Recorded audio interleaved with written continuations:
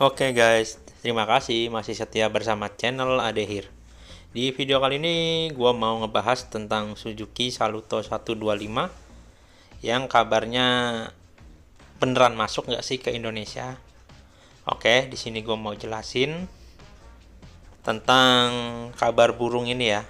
Oke, ini alasan Suzuki Saluto tak kunjung dijual di Indonesia.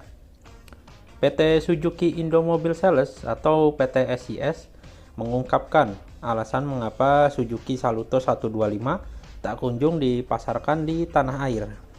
Padahal banyak skuter matic bergaya klasik tersebut sangat dinantikan oleh konsumen di Indonesia. M. Rizwan Kaisar selaku Section Head Domestic Sales dan Digital Marketing 2W PT SIS menjelaskan, Suzuki Saluto bukan status sebagai produk global dan hanya dipasarkan di sejumlah negara. Sehingga ketika masuk ke Indonesia, harganya pasti sangat mahal. Nah, banyak sih yang mau, tapi ada pertimbangannya lah, terutama soal harga. Karena itu kan pasti impor ya, kita kan pertimbangannya harganya. Kalau itu masuk sini, pasti tinggi tuh harganya, ujar Raswan saat ditemui di kawasan Tangerang Selatan. Bukan hanya itu, keputusan belum memasukkan Saluto ke Indonesia juga menjadi bagian strategi global. Kini, motor-motor impor Suzuki yang dipasarkan di tanah air kebanyakan didatangkan utuh dari India. Sementara Saluto diproduksinya di Taiwan. Kita memang belum bisa jual Saluto. Kita dengar keinginan market, tapi sekarang belum. Kita jalani strategi global dulu, ungkapnya. Alih-alih meluncurkan Saluto, Suzuki justru membawa Brookman Street X ke Indonesia. Motor gambut seharga 24,7 juta itu diperkenalkan di pameran IMOS 2023. Raswan memastikan ada alasan khusus mengapa pihaknya lebih mengutamakan Brookman Street ketimbang Saluto. Karena kita kan salah satu perusahaan dengan produksi global dari India ya. Jadi kita masukin ini dulu ya. Kita yakin pasti bisa diterima konsumen. Pertimbangannya ya memang dari keputusan global. Diketahui Suzuki Saluto dibekali mesin 1 silinder berkapasitas 124 cc dengan sistem pendingin udara. Pembekalan tersebut membuat motor mampu menghasilkan tenaga 9,2 daya kuda dan torsi sebesar 10 Nm. Sementara konsumsi bahan bakarnya diklaim irit, yakni 51 km per liter. Kendaraan tersebut juga ditanamkan sejumlah fitur kekinian. Misalnya, panel instrumen semi-digital canggih, pencahayaan LED, sistem nirkunci pintar atau keyless, dan masih banyak lagi. Jika kelak masuk Indonesia, Saluto bisa menjadi pesaing baru Yamaha Fazio, Yamaha Grand Filano, dan motor-motor entry level besutan Vespa. Nah, ada yang menyebutkan juga nih, jika Suzuki Saluto disebut nggak bakal masuk Indonesia. Nah, salah satu alasannya karena dikembangkan khusus untuk pasar lokal Taiwan. Dan juga harganya sangat tinggi jika masuk ke Indonesia.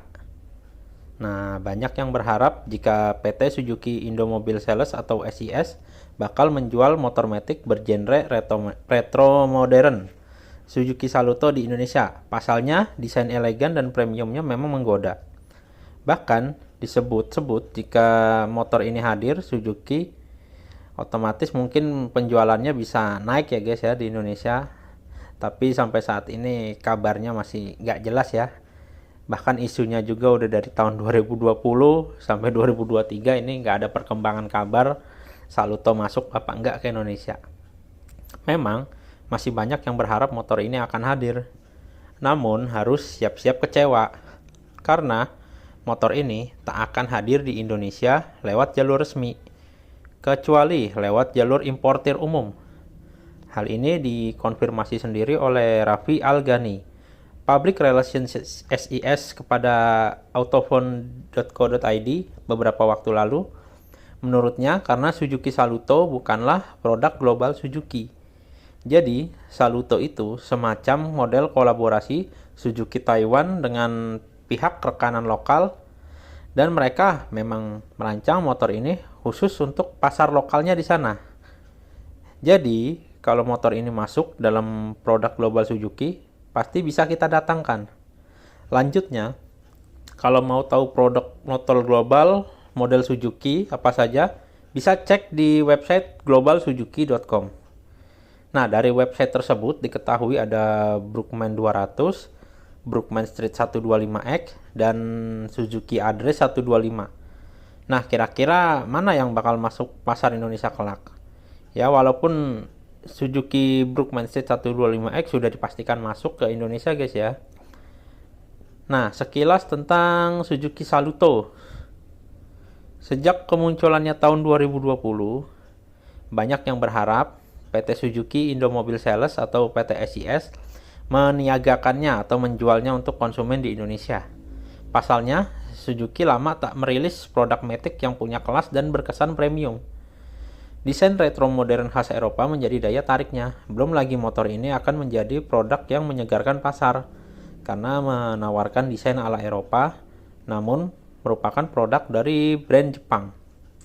Maklum, desainernya adalah Alessandro Tartarini yang juga mendesain Vespa Lambretta. Tak heran jika sosok motor Matic ini sangat kental nuansa Eropanya. Aura retro hadir mulai dari siluet bodi, headlamp LED dengan kesan bulat, dengan letak lampu utama pada stang, beralih ke samping terdapat dua tepong besar di kedua sisinya. Nah, berbeda dari tepong Vespa seperti varian Vespa Sprint atau Vespa LX, kesannya yang didapat pada tepong Suzuki Saluto 125 ini adalah dinamis dan panjang. Bicara soal harga, berdasarkan informasi dari laman Suzuki Motor Taiwan, motor ini dibanderol 83.800 TWD atau kalau diubah ke rupiah itu setara 41 jutaan. Nah, ini kalau misalkan dibawa ke Indonesia atau diimpor ke Indonesia, ini harganya mungkin bisa nyampe 50-60 ya guys ya. Makanya nggak bakal masuk kalaupun dipaksakan ke Indonesia. Karena yang gue jelasin tadi itu, Saluto ini bukan produk global ya. Kalau produk global mungkin harganya bisa lebih ditekan. Karena ini kan produk lokal Suzuki Taiwan ya. Oke, jadi ya sedikit penjelasan gue tentang Suzuki Saluto. Kalau menurut gue sih motor ini kayaknya nggak bakal masuk ke Indonesia ya guys ya. Jadi ya jangan terlalu berharap lah. Gue juga berharap sih sebenarnya motor ini masuk, cuman ya tahu sendiri kan, Suzuki itu mengikuti arahan dari global pusat Jepang. Nggak kayak kompetitornya yang bebas berkreasi dan berinovasi bikin produk baru. Nah, apalagi Suzuki ini satu-satunya ATPM otomotif yang bergerak satu perusahaan ini mengelola untuk roda 2 dan roda 4 ya guys ya. Jadi gue rasa untuk roda 2-nya ini kurang diperhatikan guys. Jadi lebih fokus ke penjualan roda 4-nya guys.